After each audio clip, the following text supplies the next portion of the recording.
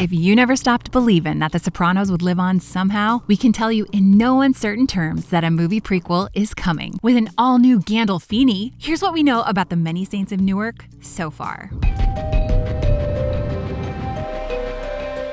It's been 20 years since Tony Soprano began to show us a different side of New Jersey, and 12 since the series ended with its infamous cut to black. While the heartbreaking death of James Gandolfini in 2013 eliminated the possibility of a satisfying Sopranos sequel, creator David Chase is taking us back to the world of the Bada Bing with the origin story of Tony and company. Chase has written the prequel with Lawrence Connor, a fellow Sopranos scribe who received an Emmy nod for his writing on season 3 of the series. The film will explore Tony Soprano's childhood in Jersey throughout the 60s, a formative time period that was shown via flashbacks during the run of the hit series. You disobeyed your old man, and I ought to give you the belt. A key part of the film is set in 1967, against the backdrop of the racially charged Newark riots. David Chase has said that one of the things that drew him to the project was his interest in exploring the tension between Italian and African Americans at the time. That, and the black market, of course. The really true beginning of the flood of drugs.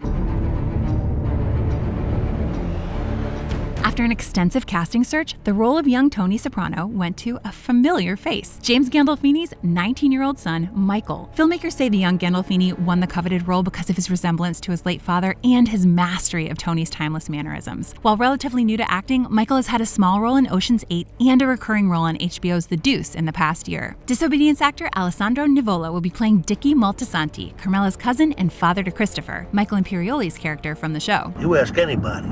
Your old man was a legend. He single-handed hunted down our New England crew. Although Dickie never appeared in the series, remember he got whacked?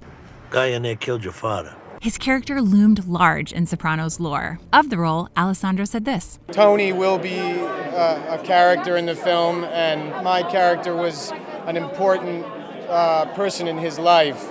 And it examines that relationship as well. Meanwhile, Punisher's John Bernthal, Bates Motel's Vera Farmiga, House of Cards' Corey Stoll, and Game Night's Billy Magnuson have all been cast in unspecified roles. Given the time period covered in the film, don't be surprised if two of these unspecified roles end up being Uncle Junior and Livia, Tony's mother. Behind the camera will be Alan Taylor, a Sopranos veteran who won an Emmy for directing the season 6 episode Kennedy and Heidi. He's also directed quite a bit of Game of Thrones for HBO, not to mention Terminator Genesis. So young Tony should be in good hands. With production set to begin in April, expect to see it in theaters sometime in 2020. Just when I thought I was out, they pulled me back in. Huh? Zappuccino, Zappuccino.